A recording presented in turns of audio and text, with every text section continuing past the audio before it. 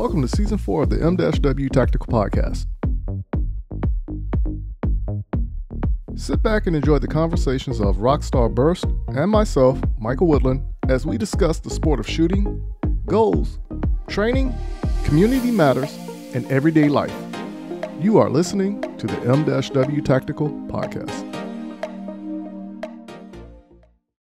All right, good people. We're back at it again, and thank you for joining us for another installation of the 𝐿 Tactical Podcast.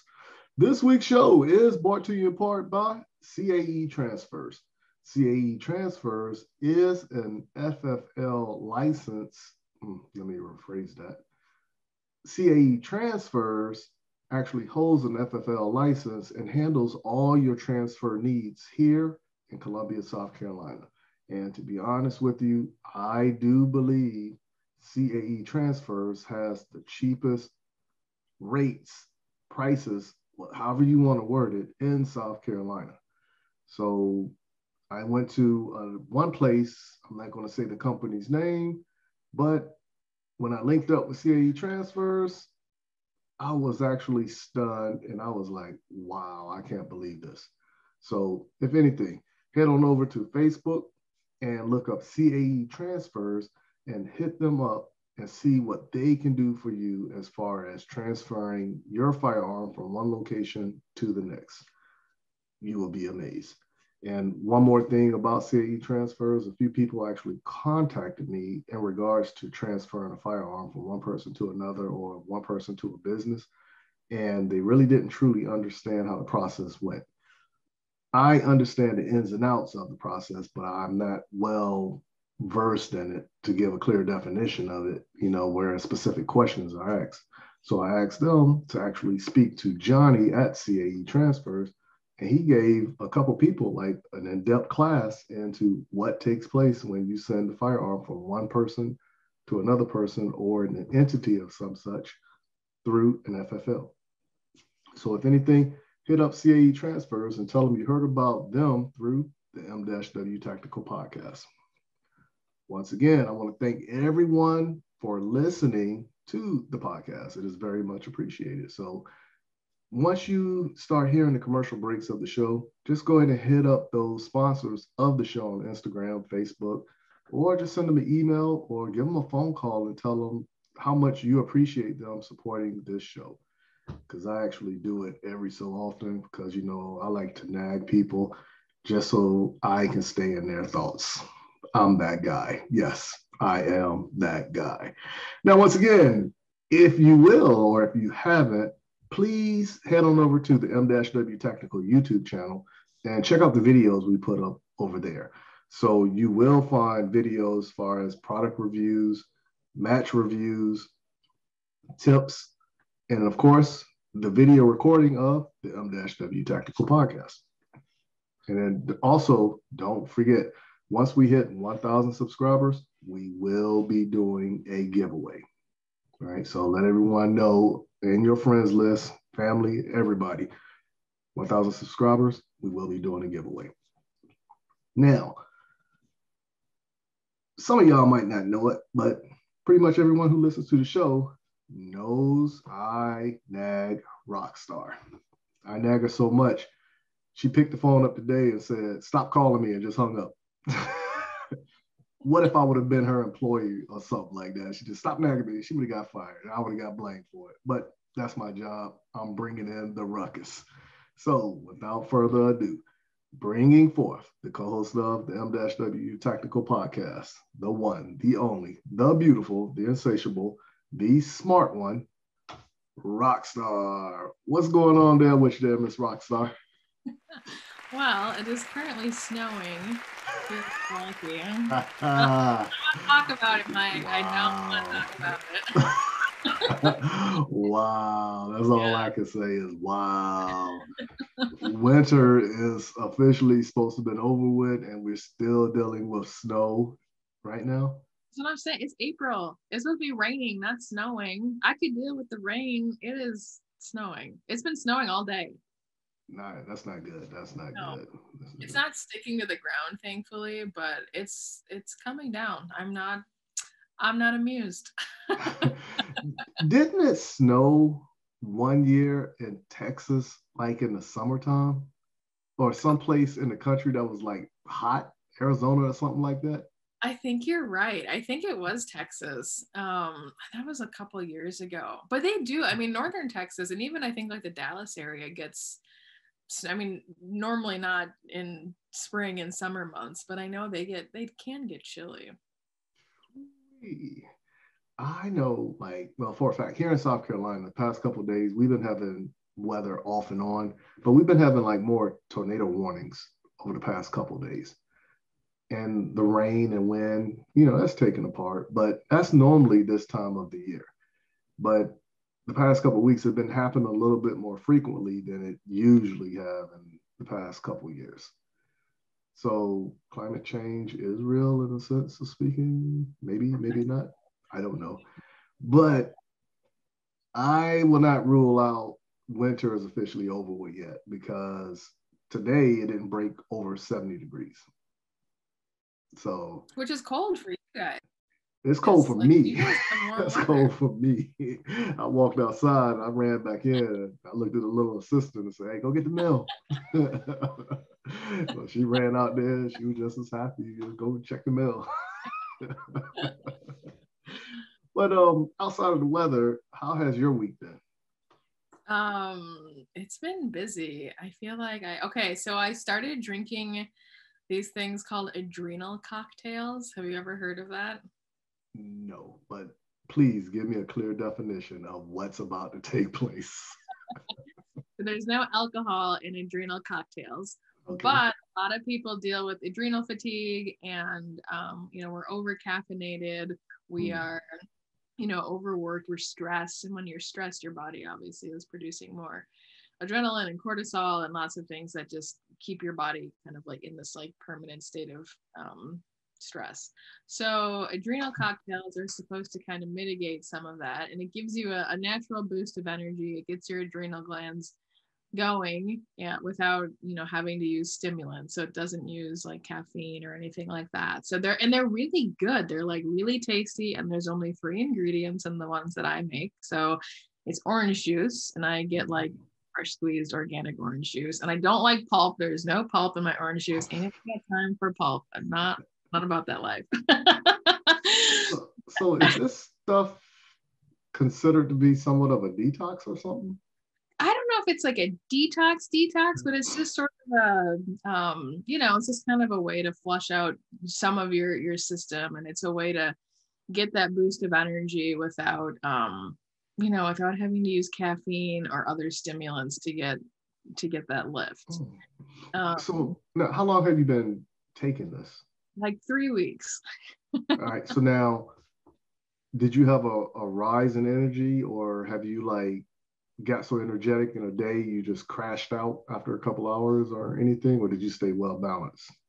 No, you don't really like crash, because there's not really like, I mean, unless you're really sensitive to sugar, and some people are. So like I use orange juice, and then it's like a teaspoon of cream of tartar, and then it's I put in Himalayan rock salt, but any sort of like, natural salt. And I just, rotate. It's like one of those grinders. So I just rotate it a couple times. And then I've got a frother, because I used to make coffee drinks, and I just froth it all together.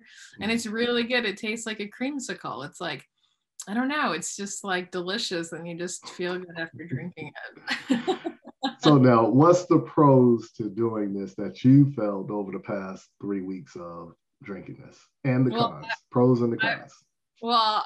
Okay, so the pros are for sure I haven't had to drink as much coffee. And I've been kind of cutting back anyways. Like there's only, I don't know. I mean, there's only so much coffee I really like to drink, and I really don't like to drink it after like noon or 1, because it'll keep me up like all night. So now I don't have to have caffeine if I have this. So that's definitely a pro. Another pro is I think they're delicious. Like it's super tasty, and it's I think another pro is that they're really easy to make. Like that's it's literally orange juice and 2 other ingredients.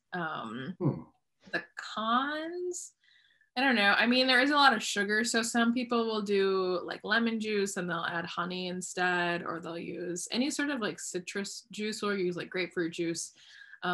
which you want that citric acid. That's one of the benefits of it.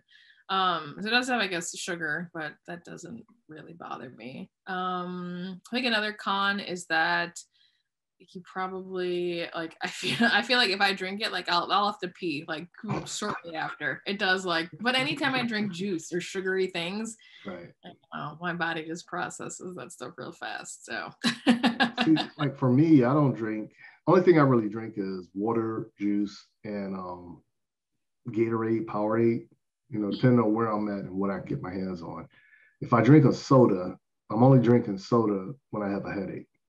You know, so like caffeine can like kind of kick in and help mitigate the headache a little bit. But or if I'm feeling like low on sugar, if I can't get like candy or anything, then I'll drink like a soda. But outside of that, normally it's water, some form of juice, or Gatorade or Powerade. Yeah. I don't really drink soda. I do like ginger beer. I don't like ginger. I mean, I'll drink ginger ale, but I do like ginger beer. Oh, what's ginger beer? I never heard of this before. It's basically it's like ginger ale, but it's like real. It's like not. It's, you know, you use like real ginger root, and it's but is it beer though? No, there's no alcohol in it. Oh, okay. I gotta look for that then. I want to try that. I like ginger ale though. I do like ginger ale. Yeah. If I'm sick, I think I always associate ginger ale with being sick, so I don't like it as much. But I don't mind how it tastes. It just was always like I'd have like ginger ale and saltines when I was a kid. Right. Yeah. So now, one of my concoctions that I do when I do get sick, like allergies kick up or something like that, sinus clogged or whatever the case may be, I normally take, like, I did a video of this a couple weeks ago, Gatorade or Powerade with 2 packs of Emergency in it.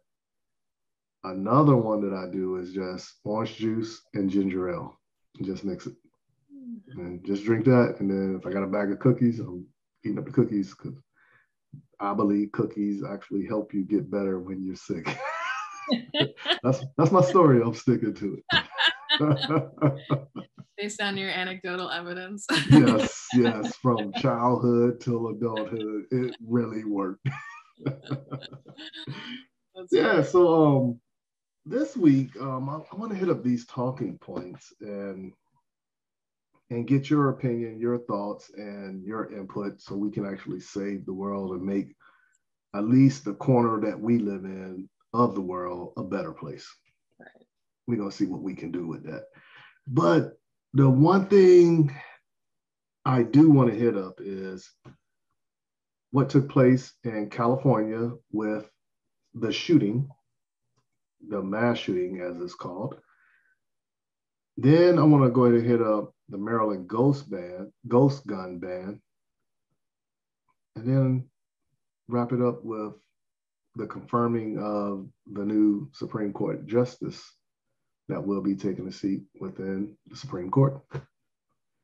But I think it's going to be an interesting conversation because, you know, I got a theory about everything.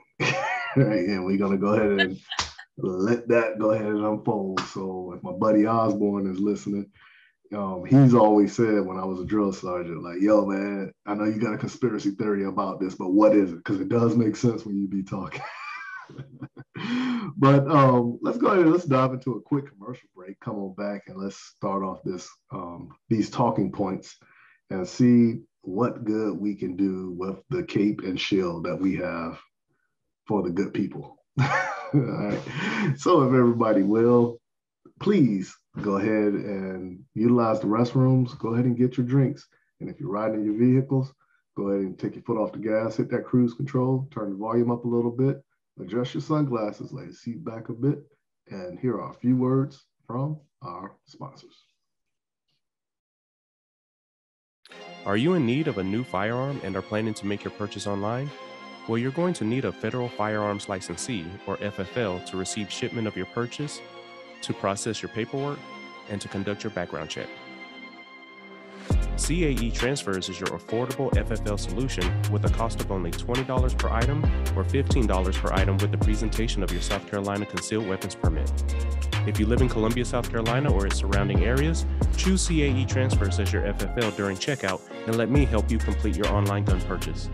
You can find and follow CAE Transfers on Facebook, Twitter, and Instagram using @CAE Transfers.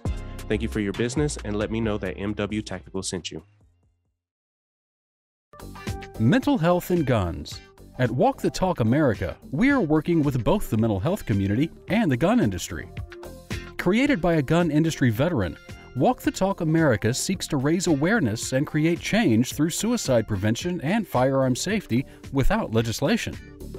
We strive to eliminate the prejudice that firearms and mental health face. For more information and to support Walk the Talk America, please visit walkthetalkamerica.org. Hey everyone, John from Outdoor Dynamics here. We're a remanufacturer of ammunition based in Kannapolis, North Carolina. We make everything from 9mm 115 grain to specialized 40 Smith & Wesson. So if you have anything from an open gun to just a standard Glock 19, feel free to reach out to us at outdoordynamics.net, or we're on Instagram and Facebook with outdoor.dynamics. And we're always here for you. Happy to answer any questions you have. All right, good people, we're back at it again, and thank you for sitting through that commercial break. And once again, if you will, please hit up those sponsors and let them know that you heard about them through the 𝐿 Tactical podcast. Now, I've been slipping on my pimping because some of those sponsors do give discount codes, and they gave me a discount code. I gave it out, but I never followed up by kept letting everybody know the discount codes. So a little bit of homework for everybody. Go back a couple shows, more like the beginning of the season, and you're going to hear a couple discount codes within. Now, of course, you get that discount code, hit them up, and whatever you purchase, you'll get 10% off on some people and 15% off on other people who actually gave the discount code. But you got to do your homework and go back and listen to past episodes from the beginning of the season to get that code. All right. So now we have 3 talking points we was going to hit up before the commercial break. And I don't want to talk about them in a specific order. So let's talk about the Maryland gun ban first. And the only reason I say this is because we talked about a little bit of this last week, and I honestly didn't think it was going to get passed. I didn't say that, but I said it in personal conversation. So like when me and Rob Mills was talking offline, I actually told him, like, yeah, I don't think that's going to pass, you know, but look what's just about to happen, you know. So what's your take on this? What's going on in Maryland with this gun ban?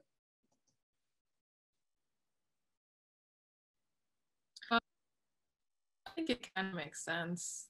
When I think of the proximity of Maryland to DC and that whole area, and it's basically just, you know, it's the California of the East, essentially. Pretty much. That's probably the best way to sum it up, right? Poor California. We don't give them any breaks on this show. Man, I mean, like, common sense is not a factor out there. No. But that ideology is spreading to other states. And, you know, like a lot of people who live in California try to flee to Texas, and Texas is like, no, y'all need to go back to California. We're not doing that here. You know, and that's what we need to start doing on the East Coast, y'all. Y'all need to take that back out to the Pacific region. No, that don't fly out here. You know? So, you know, basically, as we talked about last week, the whole ghost gun ban was nothing more than these senators and congressmen and women actually coming forth saying false myths about ghost guns, right? So when you read and you hear these politicians talk about ghost guns, it leads me to believe that they are so far out of touch that they're just saying whatever just to rile up the troops, to get support, to do whatever. Because once again, when you're doing all this stuff, only thing you're doing is you're hurting the people who are doing the right thing, you know? And so this ghost gun ban, this right here is from CBS Baltimore, They're in Baltimore, Maryland. And this is one of the passages that was written in this article, right? Hogan said, while he appreciated the work lawmakers did to ban so-called ghost guns, the legislation don't have anything to penalize people who actually use them in violent crimes. Let that sink in before we go any further. He urged lawmakers to pass crime-fighting measures he supports. So, how many times have you heard anybody say anything about a crime taking place and a ghost gun was used in it? Never. Yeah. Now, there's been plenty of times you heard of people doing crime and it was a stolen firearm used for that crime. But Right. not one time have I ever heard anybody say, oh, this bank was robbed, or these people were shot, or this car was jacked with a ghost gun. Right. You know what I'm saying? So how is this adding up? You know? It's Now, not. yeah, it's not. It's not. When you ask the conspiracy side of me, this right here is what I think it is. The AR-15 was the target 4 years ago, Mm-hmm. right? It died down because of Beto O'Rourke became the face, the poster child for we're going to take your AR-15s, right? It didn't work. So now the plan is, okay, let's reorganize and let's come at it a different way. So you start doing stuff like this, hitting up the ghost gun ban, and then they're going to slip in little passages that's going to cover a little bit of everything else. And when it spreads out, before you know it, that's that gun control law right there. Yep. You know what I'm saying? And a lot of people are not understanding that because a lot of Americans have short memories. Yeah, most. I feel like most. Yes. So remember a couple years ago, I think Clinton was in office at this time. And the ban on AR-15s was about to be lifted. Wasn't it I thought it was handguns. No, it was the AR-15. Oh, okay. And I don't know if I'm telling the story correctly, but I do remember when I was in the military, I came home and I was overseas at this time, Okay. right? And I came home and me and my uncle, we were sitting there, we was talking, and he was like, hey, let's go up to the gun store. And I was like, okay, yeah, let's go up there. And literally you walked in, they were selling cheap AR-15s that you normally can get for like $400 or $500 for $1,100. And I remember this one guy, he was at the counter, and when he was looking at the firearm, I'm standing over his shoulder just looking, and I'm listening to the sales guy talk to him about this AR-15 that was in his hand. And the salesman was making up stuff to make the firearm sound that much more better. Oh, they did this, they coded this, that, or another. So when he walked off, I walked up to the guy and I was like, hey, can I look at this right quick?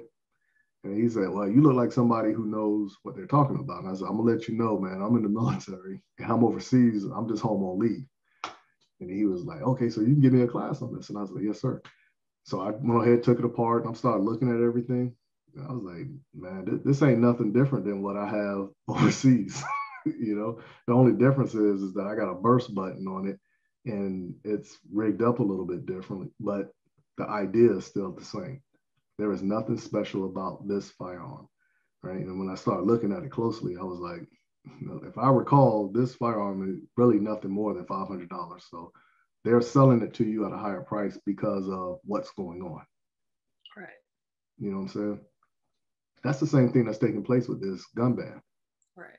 You know what I'm saying? The ghost gun ban, because of the fact they're saying all this stuff, but they're not showing statistics as to what's taking place. Right. You know what I'm saying? So I don't understand. I mean, I totally understand it. What's taking place is you're leading with the false representation and you're trying to implement the fear to say, hey, this is what we're doing, you know? But I'm a firm believer in, if you want real change, why are you not going after the people who are doing the crimes with the firearms? Why are you coming after the everyday person who is not doing the crime? That's who the punishment is coming down on. Right. You know what I'm saying? Right. And this is what, because I already know somebody going to say something to me about it. Well, change this, change that. Okay, let's look at it like this. In order for change to happen, something has to take place. Because I'm a firm believer in, if you do the crime, make an example out of the person doing the crime. So the next person who's wanting to do that crime is going to deter them from wanting to do it. You know? Yeah. Think about what they do overseas in the Middle East region. You know? You steal something, you chop your hand off. You ain't stealing nothing again. So everybody see that. You know what I'm saying? That's going to deter people from doing that. You know? So, but what's your take on that?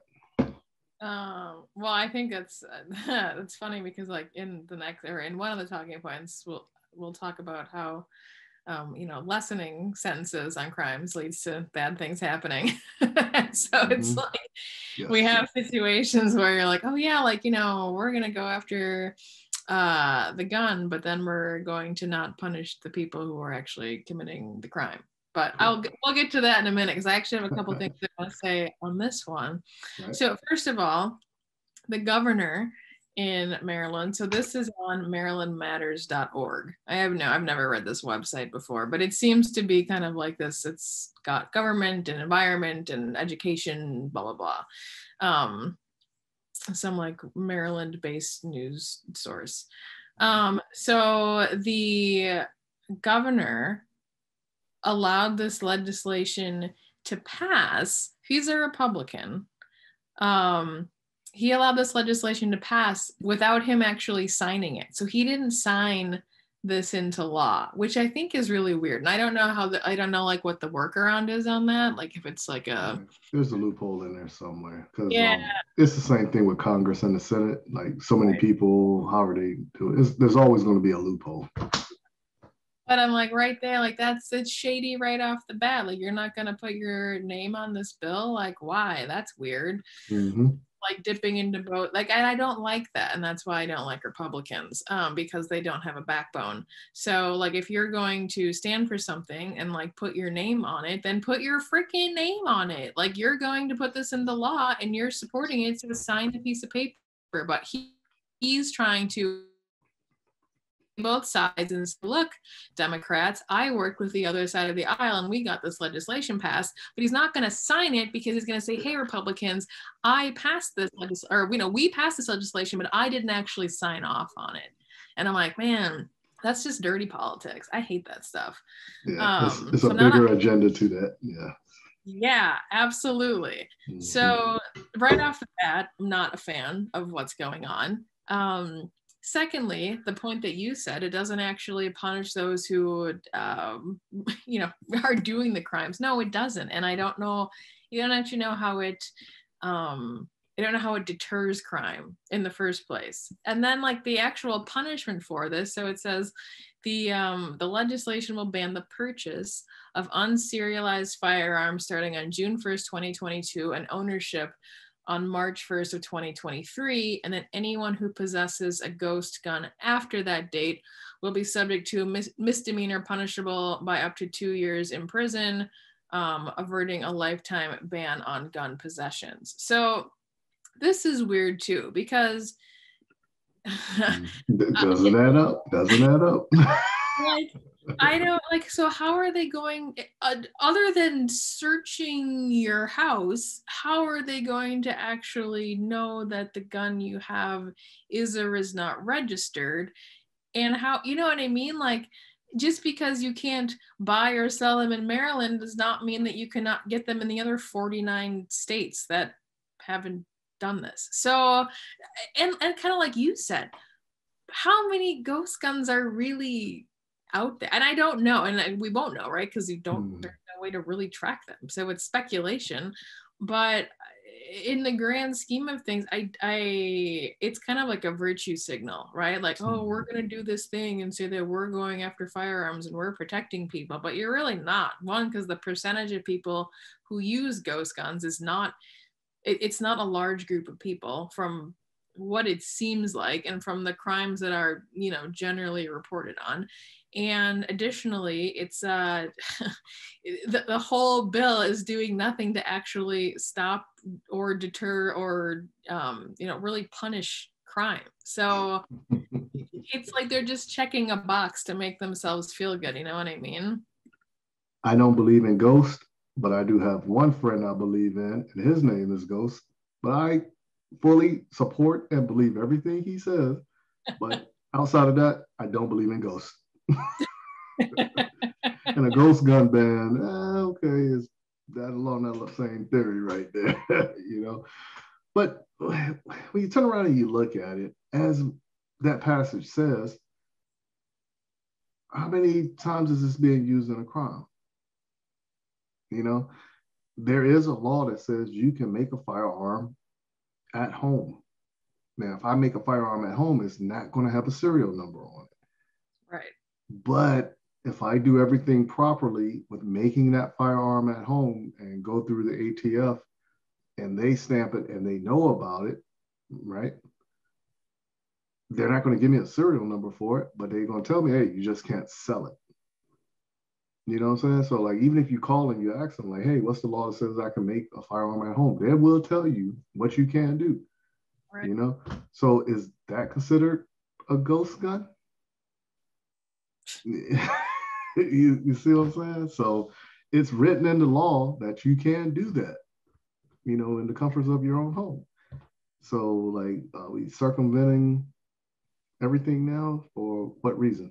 Because a lot of stuff are not going out of control. Like, what about suppressors? Right. Didn't they say this like a year and a half ago that suppressors was used in crimes? Yeah. I was like, nah, I've never seen one report of a suppressor used in a crime. Right. You know what I'm saying? You. Like that's doesn't, you're not thinking, if you're gonna commit a crime, you're not gonna be like, oh, let me get my suppressor and let me use the firearm with the suppressor. Like, no one's, criminals aren't thinking that way. Like, it's just all about the thought process of myths.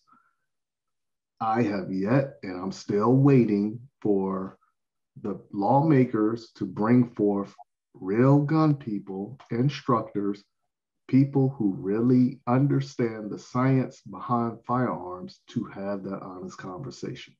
Right. As of right now, I can say it will never happen. If right. you get somebody who is a politician, who is pro 2A, and they really want to make a point, that's where it's going to start at. Let's bring in these people who talk firearms, train firearms, shoot firearms, and let's ask some questions. Better yet, let's go to the range and let's find out for ourselves instead of hearing it from their mouths. I believe that's going to happen one day, and it's going to shut up a lot of people who are anti, because I've done it beforehand, whereas I took 3 people who were anti-gun, took them to the range and showed them a firearm, let them shoot the firearm. 2 of them are now pro 2A. I'm a firm believer. It can happen, but the door has to be opened the right way, right? Just like we invite people to tell us the truth, it's the same way as with the knowledge and the information. It has to be honest. It has to be factual. You can't coerce it. You have to show it and demonstrate it straight up.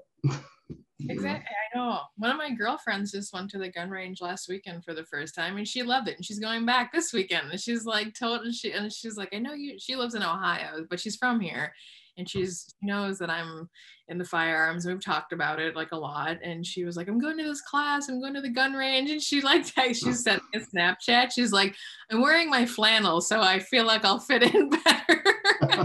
But she didn't have a ghost gun, though, did she? She didn't have a ghost gun. Exactly. You know what I'm saying? So that's crazy to me. And there's enough people, like when you go to a range, people can look at other people who shooting like, oh man, that's their new SIG, or that's their H&K, or that's their old school, whatever. Right. And that one time, man, that looked like something they made in the basement of their home.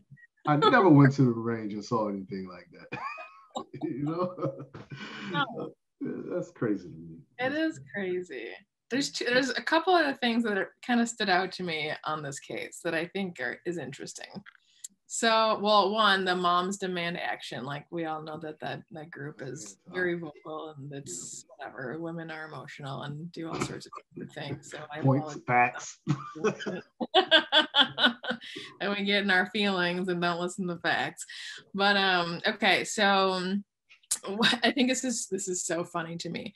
So there's like so much propaganda, like terminology that just is like now like part of our overall vernacular that we just have used anytime we're talking politics. So this statement that the Moms Demand Action said, this law is critical to keeping the growing threat of ghost guns out of our communities, our schools, and most importantly, away from our kids. I'm like, really? You do realize this is the same group of people, the same party that is now trying to sexualize anyone who's under 4, and somehow that's not a threat. I mean, that's like everyone in school is going to go through this curriculum change, and the amount of school shootings that happens versus the number of, gun violence cases that happen is slim to none. So I just have a hard time believing that it's really about the children and that they're just throwing out these talking points because that's what they've always done. And then the last thing, how it says, well, there's 2 things, right? So they're, ghost guns have become a rapidly growing threat to public safety. And I'm like, I want the stats. I want to know where they're pulling, give me the source. If you can produce the paper, the article, the FBI violent crime statistics that tell me, oh, yes, since 2010, we've seen ghost guns involved in this many crimes, which is blah, blah, blah, blah, blah, exponentially greater than whatever. But where are you pulling this from? I'm open to hearing it. If that's actually the case, then sure, then we can have that conversation. But everything that I've seen has just been hearsay and talking points. And where is the evidence to actually back that up? Because we can't just be passing these laws based on, things that are hearsay. Talking about something like that, COVID 20-1. Talking about something like that. Yeah, right. It's not real no more, right? Right. It's over. And then the last sentence of that is like, this bill saves lives. I'm like, oh, if I hear one more thing about saving lives, I don't know. There's gonna be less lives. Yeah, exactly, right. But now, that's going to tie into the third talking point, because I want to save the talking point that's associated with this after the next one we talk about, because it gets juicy, and I think all that stuff is tied in with each other, because a lot of the vocabulary carries over to that also. Once again, the state on the Pacific region that we keep beating up on the show. But before we talk about that one, I do want to talk about the confirming of the judge that just took place. All right. So as a female, how do you feel about this taking place? Ugh, I'm so disappointed. Okay, first of all, this is a woman judge who couldn't even define what a woman is. Okay. So that's a big red flag. I don't like her. She is a part of this federal. So this is crazy. This is makes my conspiracy brain just go nuts, right? So when you look up the cases that she's been on, she was on the Pizzagate case, and I'm just like, oh my gosh, she's one of DC. How is this even happening? I'm like, what timeline are we living in? This is just insane to me. But I mean, she's just a hack. She's a political hack. I don't think she's overly intelligent. I think she's your typical progressive left wing, oh cool. And then there's an article in the literally in the Associated Press saying that, Judge Brown was going to be the first Black justice on the Supreme Court. I'm like, wait, what happened to Clarence? Yeah, y'all just forgot about Clarence. It's like, He's been up there so long, he dusts. Like, what? Like, come on now. Like, what's going on here? Once again, Americans with short memories. Isn't that what we said? Memories. And then I was like, oh yeah, they probably said that Clarence Thomas isn't Black because he didn't vote for Joe Biden. That's probably it. That was a hashtag, wasn't it? Man. But right. Yeah, I mean, overall, it is what it is. They replaced a left-leaning judge with a further left-leaning judge, so it's not a huge loss, but I just think there's so many more qualified, more intelligent. If you wanted to go for a Black woman, there are, in my opinion, way more qualified, better candidates. And Biden didn't want anything to do with, this is like back in the 90s, I forget her name, but she was one of the judges up for nomination. I think he turned her down. He turned her down. I thought that was in the 80s. So. Might have been the 80s or the 90s. I think it was the first George Bush. I think it was under his presidency. Yeah, well, the first one, that was in the 80s then. Okay. Yeah, that was in the 80s. But I do remember seeing something about that, like how he shot her down. But then you also got to remember he also was instrumental in that crime bill that put a lot of people in jail for crack and straight up cocaine. Mm-hmm. And you got 15 more years because of baking soda. Right. Let's do the math right there. Like, that doesn't really add up to me. No. You know what I'm saying? Because either way you look at it is it's the same substance, and baking soda you can buy in Walmart, grocery store, the dollar store even. All right, so let's do the math there. But I see a couple things with this judge. I heard a few things I didn't agree with. All right, so first thing, I do commend the forward movement of recognizing a woman to take this position. The other thing I look at as far as forward movement is that it is a woman of color, right? So progression right there, in a sense of speaking. Don't bite me yet.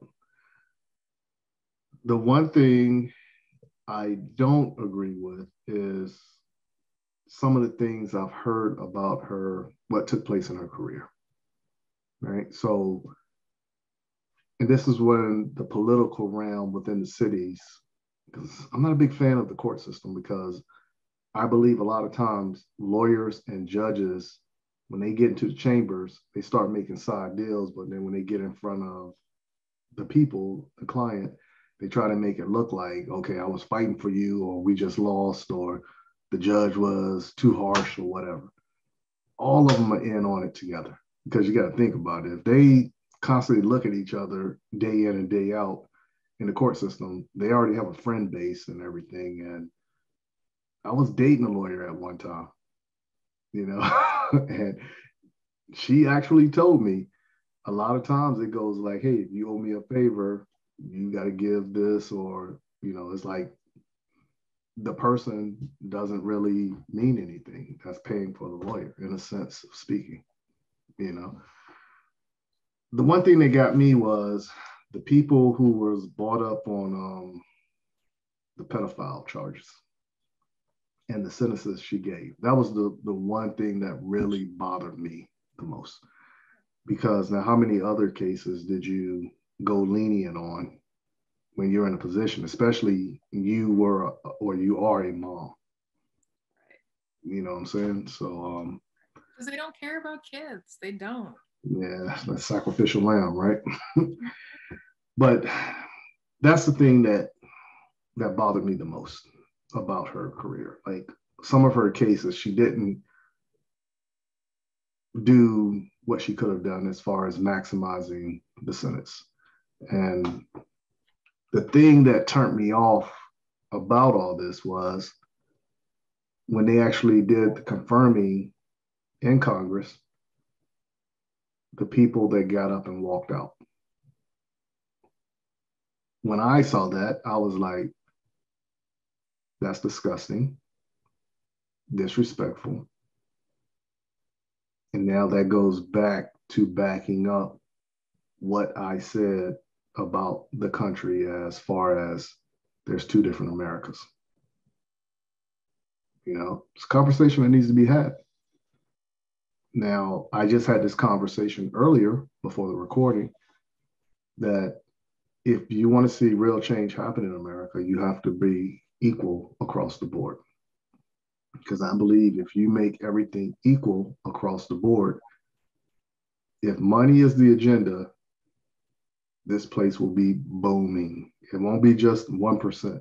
It will be the whole nation will be booming, you know?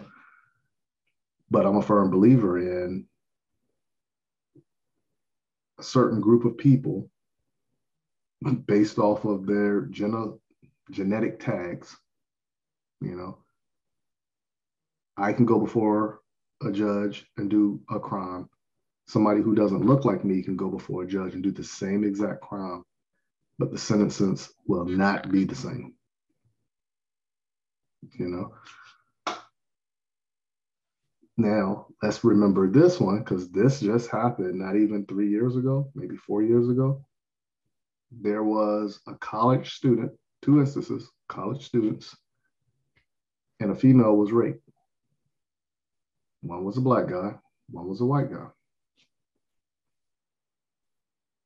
Well, I don't want to say black and white because technically when you look at it, nobody is black or white. You know what I'm saying? So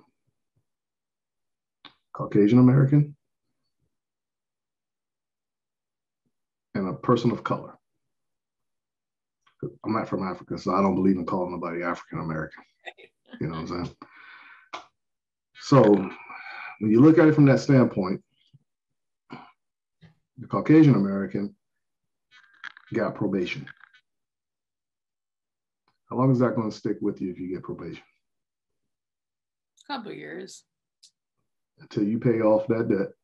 And then it's like, you got charged with a misdemeanor, in a sense of speaking. Now, the person of color, I think he ended up getting like years. 20 years, 30 years maybe. Same crowd. Right? So that's how I believe America is. Now, if I'm wrong, prove me wrong. Because there's been a few times when I went to court and I didn't get served justice. And I have nothing as far as criminal past. But I got slam dunked like I was a criminal. You know? And I do understand it was all monetarily the reasons why it was taking place. You know, but I also specified that to my lawyer. But my lawyer kept trying to tell me, no, you're looking at it wrong. You're looking at it wrong. At the end of everything, the lawyer turned around and said, I think you were right. Dude, you never had to live the way I had to live in America. You know what I'm saying? There's 2 different Americas, you know? Now, is this judge is supposed to be fair? So you can't take anything away from a judge because whatever the decision of the judge is going to be fair. That's how you honestly have to look at that, right? Regardless of what you think. Is this a payoff of some such, right? Did you get put in to this position and promise what to be put into this position? Like I said, I don't have faith in the system as it is supposed to be, because I don't feel like the elected officials are representing the people as they should also, you know? So, like I said at the beginning, I am happy that forward progress is taking place. But at the same time, we just took that step forward. I think we just took 3 steps back also. So what really changed? I don't know. I just don't think she was the right person to put on the court. And we just put a woman on the court, like Trump did. And Obama put on Sonia Sotomayor and Elena Kagan. Like, it's not like there hasn't been women on the court. Like, that's like, oh, cool, we got our token black one. Great, good, high five, thumbs up. You guys are checking all your boxes. Like, I'm tired of people like just like simping for the Democrats because they're like race baiting everybody, you know? It's stupid. I'm more along the lines of, I'm tired of everything being broken down to like sides, parties, and affiliations. Yeah. You know what I'm saying? Because technically, when you look at it, well, let me reverse this.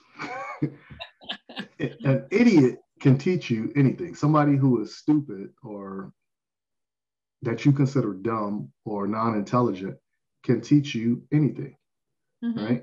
So let's just happen to say you're walking downtown, whatever city you are in America, and somebody who is an avid drug user, and let's say a crackhead, somebody who smokes crack regularly, gets up and on a soapbox and just starts speaking.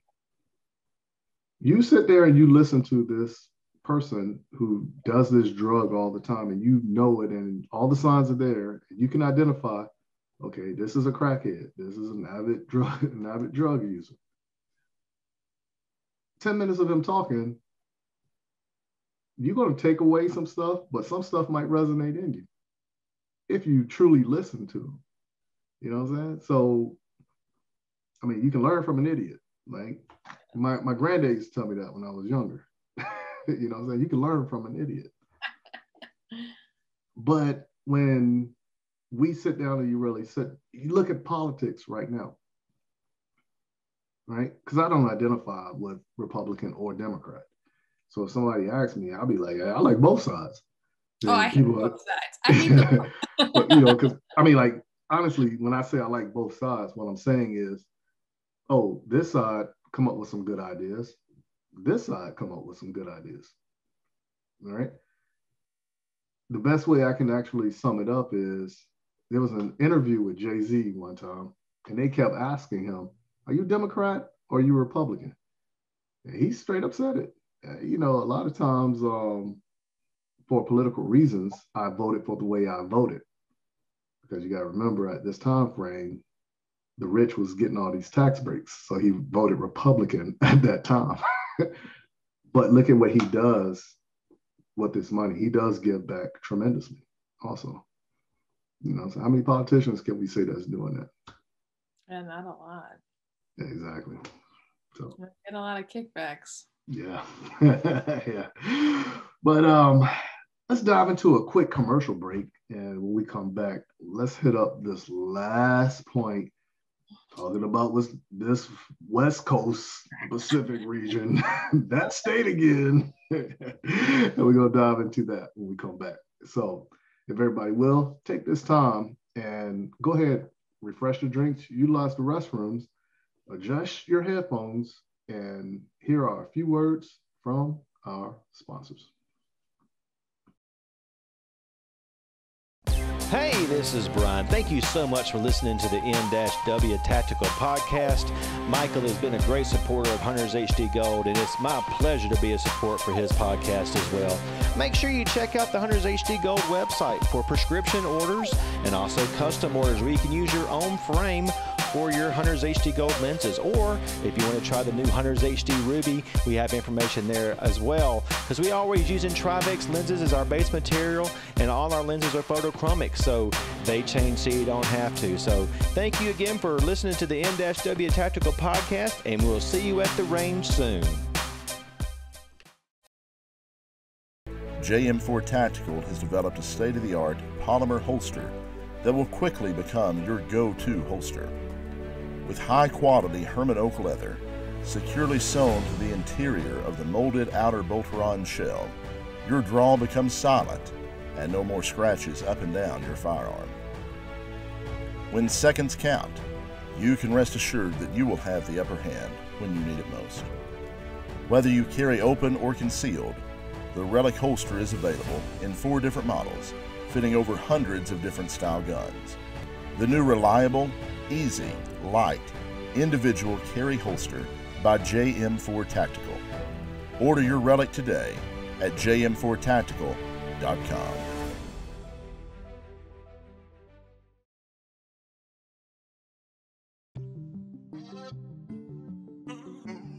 What's up, good people?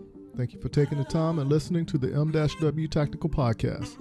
Please go visit the 𝐿 Tactical store at www.m-wtactical.com/store and help support our efforts by purchasing a shirt or two. If you haven't done so, go follow us on Instagram and Facebook by searching for 𝐿 Tactical. All right, good people, we're back at it again, and thank you for sitting through that commercial break. Now we're on the last leg of the 𝐿 Tactical podcast. Now, all show, well, pretty much all season, y'all know we give between California and Florida a hard time. I don't know what it is about these two places on the outside of the country. Maybe the walls are falling thin, they can't hold the glue together or something, but they're falling apart, right? We all know that not too long ago, there was a shooting that took place in Sacramento. Now they're calling this shooting a mass shooting. I got a couple questions about this. Number one, what defines a mass shooting? And when this initial report went out, who investigated it? And who was the one that gave the green light to say this? Right? Because we got to remember a few things about California is out of how many laws is it for gun control? Like over 40,000 laws on the books for gun control. All the laws. California supports them all. But yet this shooting still took place. So let's really add this up. Right. Anything you put on paper is not going to stop anything. Right? Now, they did say they caught somebody in relation to the shooting. So that person is about to become the poster child for, hey, let's go ahead and move forward with this new agenda that we have coming forth. Now, also remember, the president is calling gun control something new. And this is what the politicians do. They give it a name to make it sound non-threatening. They actually call it gun crime reduction strategy. Now, if I was to walk up to you on the streets and say, hey, let me talk to you about the gun crime reduction strategy. I mean, when I first heard that, I was more like, oh man, that sounds pretty good. Okay, now we're going to talk about training kids. They should be touching firearms when the parents ain't around. Getting people more indoctrinated. No, this is nothing more than we're coming to get your firearms. This is what the president had said right after this shooting in Sacramento. It's called the gun crime reduction strategy. Now you got to remember a couple shows ago, we had said that they called gun reform something else as if it sounds pleasing. This is all the re-strategy. Hey, we got to regroup. We got to re-engage. This is part of that. This is nothing more than gun control. We're coming to get your firearms. Don't be fooled. But what is your take on what took place in California with this shooting? Because I got a lot to say about this also. Okay, so first of all, this guy, Smiley, isn't his name Smiley? Ricky Smiley? No, I think it's Smiley. Hold on, Smiley Martin. Oh, okay, Smiley. Okay, I know you're talking about. All right. He's not even 30. He's like late 20s. And he was already So this is so funny. It's not funny. It's terrible. But it's ridiculous. Like, it's funny in the sense that of like what happened. So he was already serving time because he got in a domestic violence incident with his girlfriend and like beat her up and dragged her out by her hair. And it was like a really bad, terrible thing. And obviously, like, these are women who should be carrying firearms and protecting themselves from their abusive boyfriends and just leaving their relationships, which I know is hard. I know you're in love with him, but girl, get out. Like, he is not worth it. Anyway, so he's, already a criminal, already has a violent past. And California passed a law recently that would let people like Smiley get out of jail early. Get out of prison early. And it's like, you guys are like, you reap what you sow. I feel bad for the people that died, but I don't feel bad for the people who vote this. Like, this is literally what you're voting for and it's what you're getting. And I don't know how to get it through their heads that it's so contradictory. On one hand, they're like, well, we want to take away guns, but we also want to not charge violent criminals. So that just means that the criminals are going to have more guns and cause more problems, right? Like, isn't that how that kind of shakes out? Like, roundabout. In theory. Mm-hmm.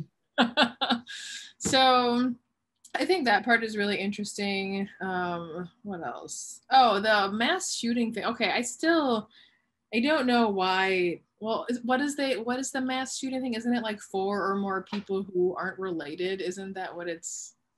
Well, they're trying to come up with a clear definition because there is no true definition of a mass shooting. So just like they made up a definition for the AR-15 calling it assault rifle.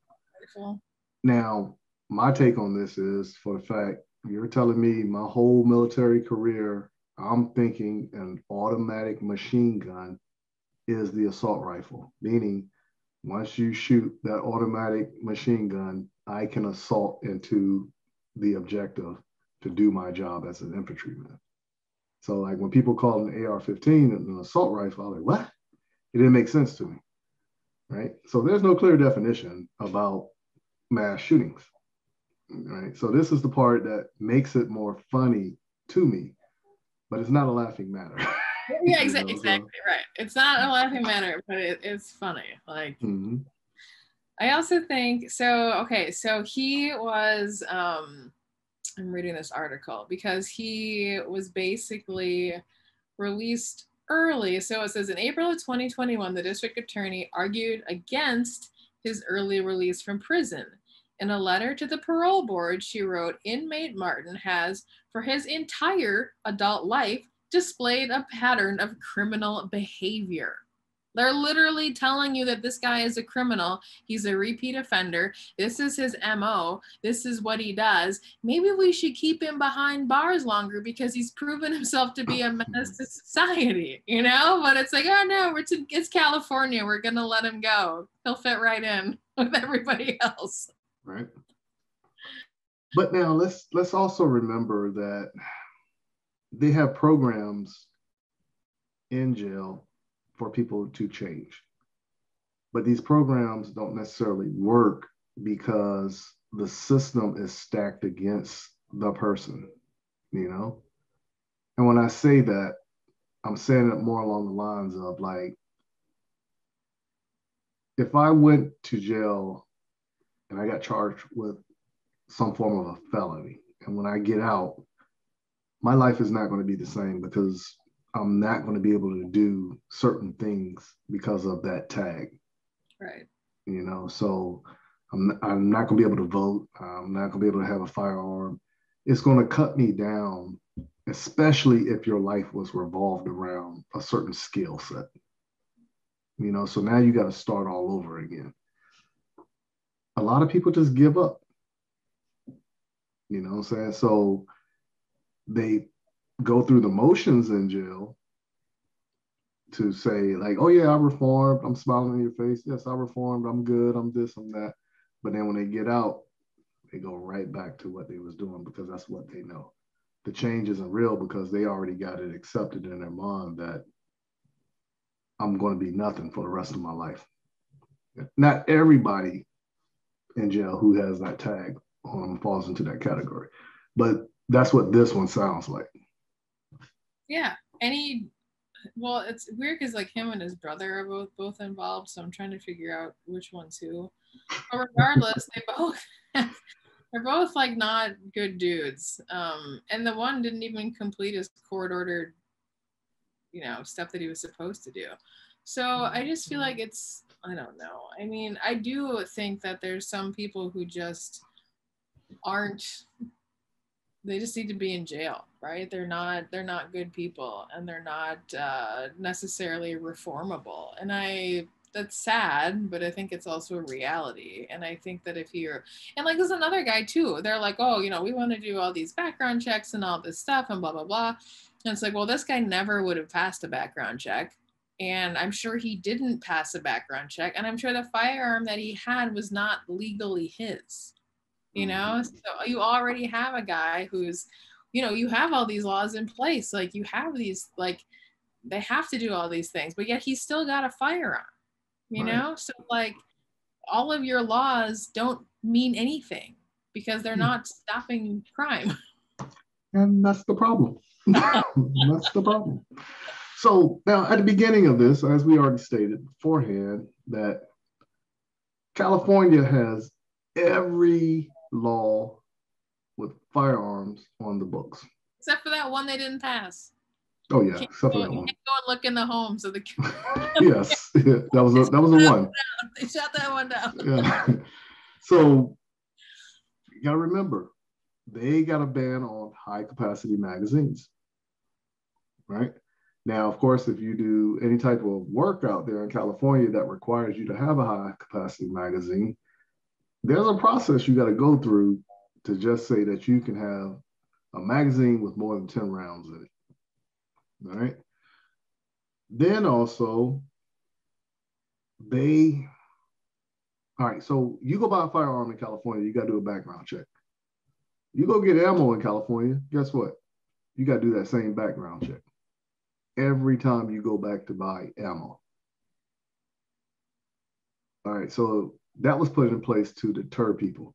But once again, you're hurting the average citizen, right? Why isn't this gun control measure working if they're doing all this stuff, right? Now, this is my belief. The shooting that took place in Sacramento was not a mass shooting, right? Because when you say mass shooting to me, that was a plan by a person or a group of people that went in and just started shooting people. This right here, to me, I didn't grow up in the gang culture, so I can't honestly say if this was like a gang thing, right? But I don't believe this was a gang thing. I believe this was a beef between two people, and innocent people got caught in the crossfire. That's what I believe took place. I could be wrong, but until something is said, that's what I'm going to stick with. So the whole definition of this being a mass shooting, this right here is nothing more than a political attempt to go ahead and try to push forward this gun crime reduction strategy, because the president actually came out with this speech that sound pretty about all these cities need to get the resources they need to fight crime, especially when it comes to firearms, X, Y, and Z. It sounded good, but it's a wolf in sheep's clothing. Yeah, exactly. Right? They put a blanket over your eyes right now. Like I said, it sounds good, but it's not all there as they're making it out to be. Right. You know, so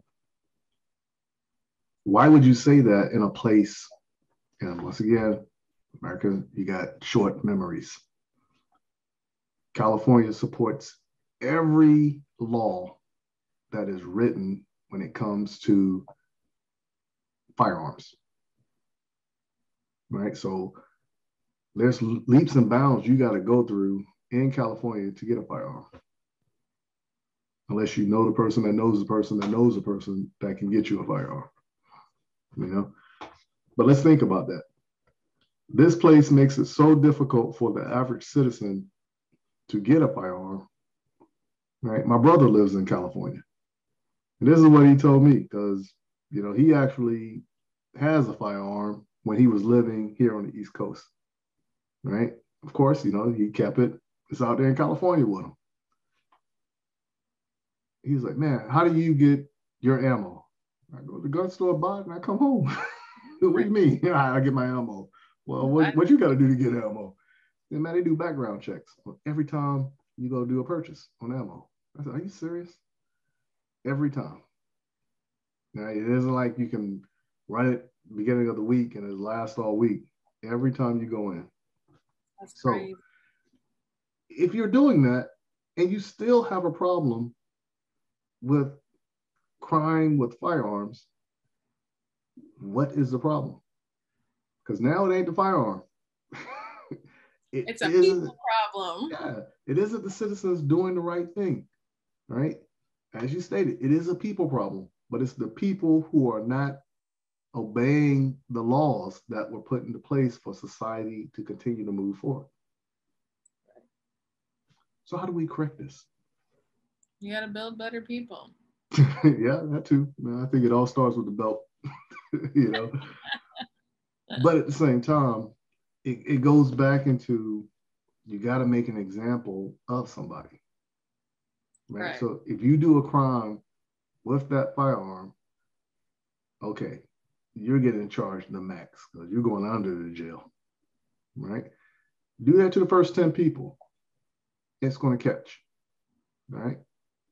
If you don't believe me, think about this. And this is outside the box. And I'm going to use a vehicle as an example. How many people you know actually drives around the city plus 10 over the speed limit until they see a cop? And then when they get behind that cop, guess what? They're cruising along with that cop. They don't pass them, right? But as soon as the cop turns off or gets off the interstate, guess what? They go back to doing 10 miles over the speed limit. That's correct. I do 9. I only do 9 over. I actually 9 over, you know. I actually do 10. I don't have a lead foot. I've never been a speeder. For real? No. Oh man, I love speed. That's because you're a guy. I feel like it's always, like, guys always have more speeding tickets than girls do. Like, girls aren't, I mean, I know girls that speed, but I know way more men with speeding tickets than women. Yeah, but I do believe a lot of women talk themselves out of tickets. I do honestly believe that. You know? And but that's a different story. But at the same time, though, but I mean, honestly, think about it. Though, as long as that police officer is there, so how did that police officer get that much respect now that when you see him, automatically you slow down, right? Because let's think about it. We already know once you get pulled over, that's at least 30 minutes right there. Right. So how many people actually leave their house? Well, I got to be here at 10 o'clock. I'm going to leave at 9:30. Right. You get pulled over at 9:45, you're going to be late for that 10 o'clock meeting. You know? So because we know that, obviously, police officer take you to jail. Police officers put handcuffs on you, depending on where you live at. You might get beat up in between where they picked you up and going to jail. You know? People don't want those problems. Why? Because it's already been indoctrinated in the system. So if you want crime to stop with a firearm, I do believe that you have to really put forth the efforts of maximum charge, or not a charge, maximum punishment for the crime. Yeah, throw the book. Yes. And then I think that's honestly going to deter a lot of the nonsense. That's right. Just what I believe. But then in this case, you literally have people letting the criminal out of jail early. Like, they literally let him out. He wasn't even I think he was halfway through his sentence. And it was advised that he wouldn't be let out, and they still let him out. So it's like, it doesn't compute, right? You literally have a dude who you know is a criminal, who then goes and does more criminal stuff, and now you're mad about it? Like, how are you mad? This was preventable because he was already in jail. You know, it was the situation calls for that also. So think about when the pandemic first started, right? What did they start doing? Oh, well, we're going to let some people out of jail. And it was some people who did some stuff that went right back in a week after they got out, right? Like I said, some people just don't want to change. You have to want to change in order to change as a person, right? Now, fast forward to today, why are they clearing the jails out there in California, right? Because you got to remember, these are the same people that are leaving their car doors open and the trunk of the cars open because of the crime spree. The cops are telling you, hey, don't come out here and visit us because we ain't gonna be able to help you. right. You know, so for whatever reason is going on, whenever some form of a state of emergency is taking place, they want to clear out the jails for what reason? I mean, like, you already got them filled up, so the money is already there. So are you just clearing it out to bring in more people because now you're double tapping the system? That's my conspiracy. I mean, I really don't know. You know, but this right here is actually proof that, in my personal opinion, gun control doesn't work.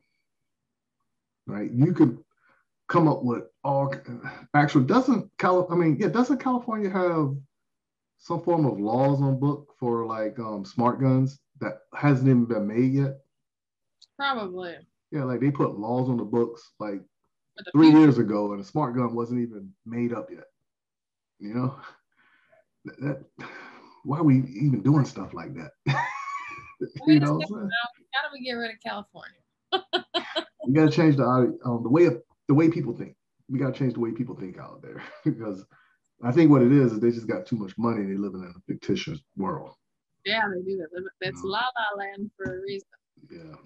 But at the same time, I honestly believe, though, if you try to take firearms away from everybody, what's going to end up taking place, you're going to be in a situation like Australia, Venezuela, and other countries that did the same thing, right? Because now the government is going to put a stronghold on you, and then what's going to take place, right? You're really going to have chaos here when that takes place.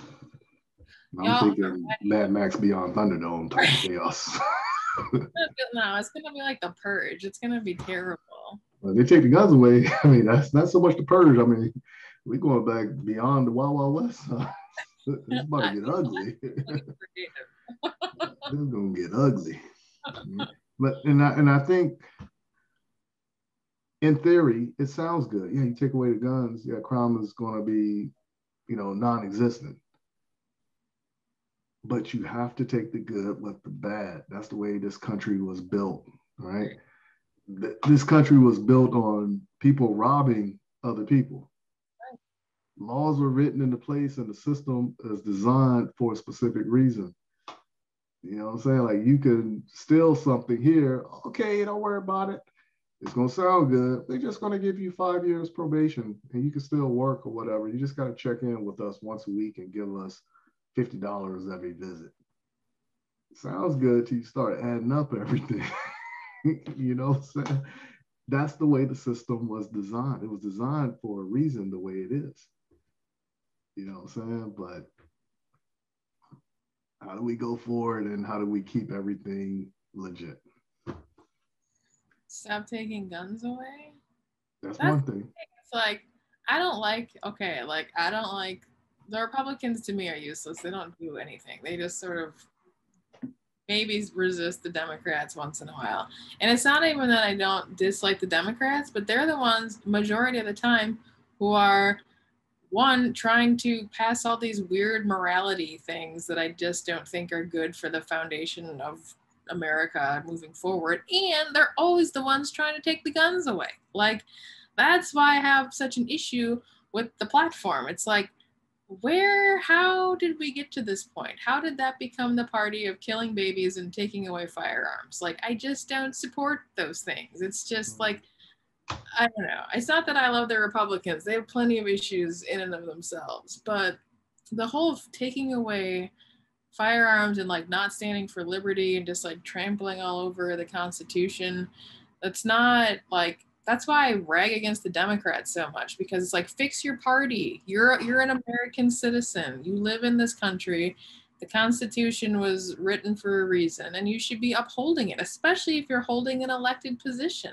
That's the whole point. Like, you were put there to preserve this country, not destroy it. Yeah. And my question always is, all right, okay, we want to get rid of guns. Cool. The government can go first. Yeah, that's valid. It's a valid way of looking at it. But you know what they're going to say? Well, in the matter of national security, we can't just do that, because now the country is going to come in and topple over us. And, you know what I'm saying? So I don't want nobody trampling over my house. So I need to keep mine too. Exactly. So that's how I go. But what do we do? How do you solve it? But if everybody who's listening will, leave your thoughts in the comments or send us emails and tell us, how would you actually come forth of change within society, starting with firearms? How would you do it? Now, as I stated earlier, I had a conversation before the recording, and I had a whole list of what needs to take place if real change was to take place in this country. But this change needs to start at the top. And the first thing I said was, you have to start with the judicial system. And I said, every judge that's over the age of 60 needs to be taken off, except for the United States Supreme Court. That's the only judges that need to stay relevant. The rest of them, they need to come off. You need to put fresh blood in there, because I believe a lot of these judges, they still thinking like it was back in the 50s and 60s. You know, so to get the fresh blood up in there. Next thing you need to do is Congress, senators need to have term limits. You know what I'm saying? Like, meaning how long they can stay in office, you know, hold that seat, right? So there's no way that somebody should be still holding a seat from 1950s to now. You know what I'm saying? President got a term limit, what, 2 4-year terms? Okay, that senator and congressman need the same thing, right? Maybe a year or two more. Yeah. You know, to keep continuity going, you know. Then after that, you need to reinforce or restructure like any dealings with child support. You know what I'm saying? And I think, well, I'm not gonna go into what I think, but I think that's one thing you have to change. Then you have to change people who are on government assistance, right? No more free rides.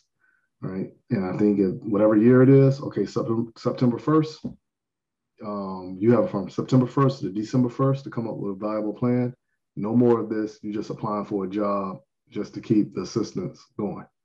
We need to see real efforts. And if there's real efforts are not there, you're getting cut off, you know, but we'll give you enough assistance where you only get enough for food, $200 a month, right? You need to help out the rest of this also. Change the education value. There's a whole list of things I went through. You know, it was like a whole list of things. But that was just some of them that I was thinking of. And I was like, but it can't be done in one swoop. Like, that's going to be over like 50 years, like all that stuff I was talking about. But I'm a firm believer in, if you did a crime, you need to go pay that time. So, and a lot of people might not like it for me saying this, but whatever you've done crime-wise, the same thing should happen to you. Right. You know, as far as the repayment portion of it. Read between the lines. I'm not going to say it, but read between the lines. Right? It's out there. But that's just what I believe. If you want real change, that's where it has to start. And it has to be equal across the board. It can't be the way the system is right now with 2 different Americas that we have, right? Because I believe, like I said, you make everything equal, this place, meaning this country, will be booming. You know, so partying like it's 1999 every day, every night. That's how I look at it. But you got any other talking points that you want to hit up? I don't think so. I think it was a good discussion. Yeah, I think my email about to be on fire behind this one, so but I'm prepared for it. You know what I mean? I think it's about to be on fire. I mean, I'm on fire all day on Instagram. Like I just, oh no, trust me, I know. I know. I know. I don't miss any words. I'm like, I don't care. You come at me. I don't care. I will not be offended. Sometimes I'll be like, ooh, man, let me read the comments on this one, see how this is gonna shake out. It's crazy. My Instagram is such an echo chamber though. It's so bad. I mean, everyone for the most part. I have a lot of people that follow my stories, but the ones that comment, almost all, they're all people that disagree with me. Like there's probably like 20 or 30 people that I talk to pretty regularly, and they're just like, we just banter back and forth and we're all on the same side. So I'm like, I need some people that are like dissenting viewpoints, because at this point we're all like radicalized. Do what I do. I go on Facebook and I just start throwing my thoughts out there, and I know an argument's about to persist, and I was like, yep, this one's coming back, so this is what I'm gonna say back. And I already have it pre-typed in there. All I gotta do is hit send when they respond back. You can already see what direction it's going, so it gets funny. But you don't got any more talking points. We can go ahead and wrap it up and start looking for what's going to take place next week. You know, but if everybody will, please take this moment and in your Google search bar or Bing or whatever you use for a search bar, and do a search for @M_W Tactical and look up everything that pops up on YouTube, Facebook, Instagram, Twitter, and even Pinterest and TikTok. You know, I'm not really active on TikTok, but I do have a TikTok, you know. But go ahead and do the like, follow, subscribe on whatever applies to that platform, and I'll get the notification, and then we can start a conversation. You can hit me up. I'm easy to get in touch with.